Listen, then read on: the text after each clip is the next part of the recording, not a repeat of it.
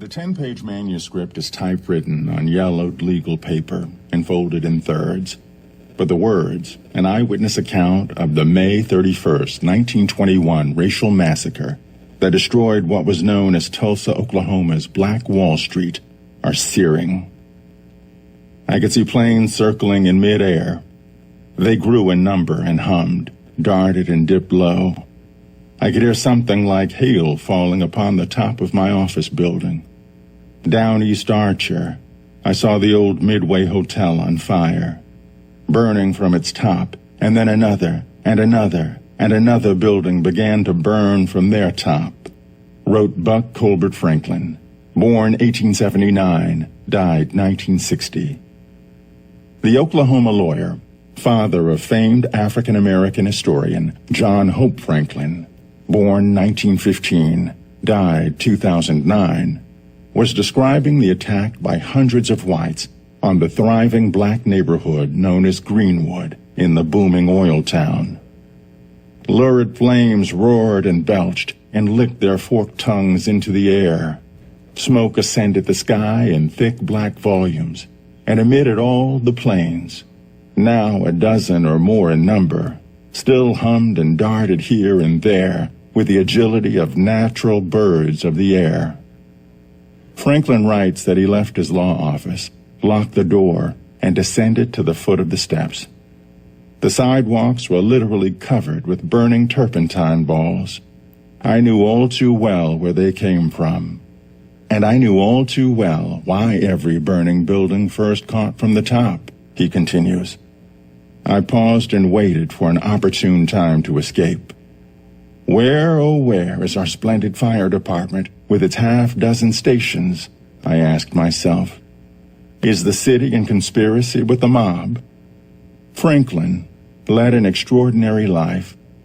From his youth in what was then Indian Territory to his practice of law in 20th century Tulsa, he was witness to changes in politics, law, and race relations which transformed the Southwest.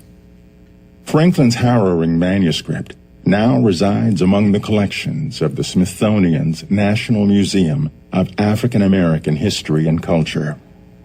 The previously unknown document was found last year, purchased from a private seller by a group of Tulsans, and donated to the museum with the support of the Franklin family. In the manuscript, Franklin tells of his encounters with an African American veteran named Mr. Ross. It begins in 1917 when Franklin meets Ross while recruiting young black men to fight in World War I.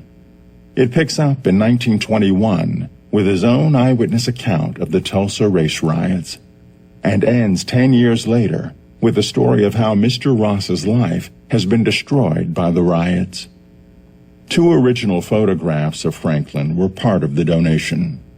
One depicts him operating with his associates out of a Red Cross tent 5 days after the riots. John W. Franklin, a senior program manager with the museum, is the grandson of the manuscript's author and remembers the first time he read the found document. I wept. I just wept. It's so beautifully written and so powerful, and he just takes you there, Franklin marvels. You wonder what happened to the other people. What was the emotional impact of having your community destroyed and having to flee for your lives? The younger Franklin says Tulsa has been in denial over the fact that people were cruel enough to bomb the black community from the air in private planes, and that black people were machine gunned down in the streets. The issue was economics. Franklin explains that Native Americans and African Americans became wealthy thanks to the discovery of oil in the early 1900s on what had previously been seen as worthless land. That's what leads to Greenwood being called the Black Wall Street. It had restaurants and furriers and jewelry stores and hotels, John W. Franklin explains. And the white mobs looted the homes and businesses before they set fire to the community. For years, black women would see white women walking down the street in their jewelry and snatch it off. Museum curator Paul Gargiulo, who has spent 5 years along with Franklin collecting artifacts from the riot and the aftermath, says, "It was the frustration of poor whites not knowing what to do with a successful black community, and in coalition with the city government were given permission to do what they did." It's a scenario that you see happen from place to place around our country, from Wilmington, Delaware, to Washington, D.C., to Chicago, and these are in some ways mass lynchings, he says. As in other places, the Tulsa race riot started with newspaper reports that a black man had assaulted a white elevator operator. He was arrested, and Franklin says black World War I vets rushed to the courthouse to prevent a lynching. Then whites were deputized and handed weapons.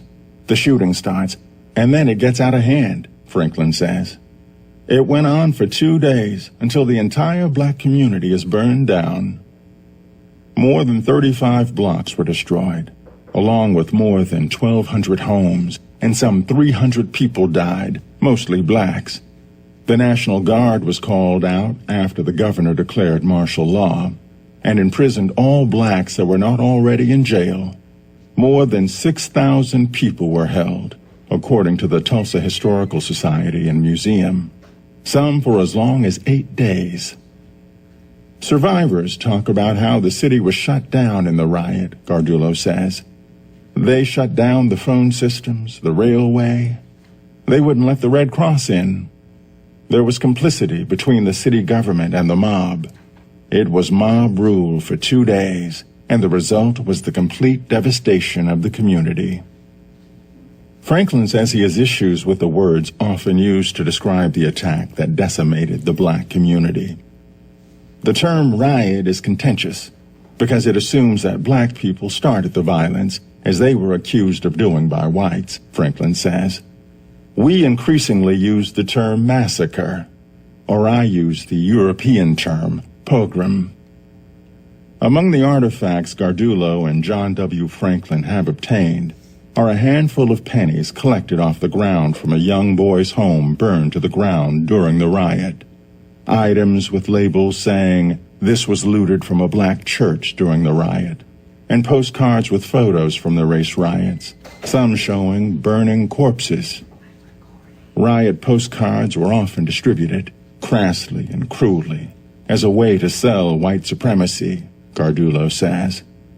At the time, they were shown as documents that were shared between white community members to demonstrate their power. Later, they became part of the body of evidence that was used during the Commission for Reparation. In 2001, the Tulsa Race Riot Commission issued a report detailing the damage from the riots. But legislative and legal attempts to gain reparations for the survivors have failed. The Tulsa race riots aren't mentioned in most American history textbooks, and many people don't know that they happened. Curator Paul Gargiulo says the crucial question is, why not? Throughout American history, there's been a vast silence about the atrocities that were performed in the service of white history. There are a lot of silences in relation to this story, and a lot of guilt and shame, Gargiulo explains. That's one reason why the events of May 31st and June 1st, 1921, will be featured in an exhibition at the new museum called The Power of Place. Gargiulo says the title is about more than geography. It's the power of certain places, about displacement, movement, about what place means for people, he says. This is about emotion and culture and memory. How do you tell a story about destruction? How do you balance the fortitude and resilience of people in response to that devastation? How do you fill the silences? How do you address the silences about a story that this community has held in silence for so long and in denial for so long? Despite the devastation, the black community in Tulsa was able to rebuild on the ashes of its neighborhood, partly because Buck Colbert Franklin battled all the way to the Oklahoma Supreme Court to defeat a law that would have effectively prevented African Americans from doing so. By 1925, there was again a thriving black business district. John W. Franklin says his grandfather's manuscript is important for people to see because it deals with suppressed history. This is an eyewitness account from a reputable source about what he saw happen, the grandson John W. Franklin says. It is definitely relevant to today because I think our notions of justice are based partially on our own history and our knowledge of history. But we are an ahistorical society in that we don't know our past.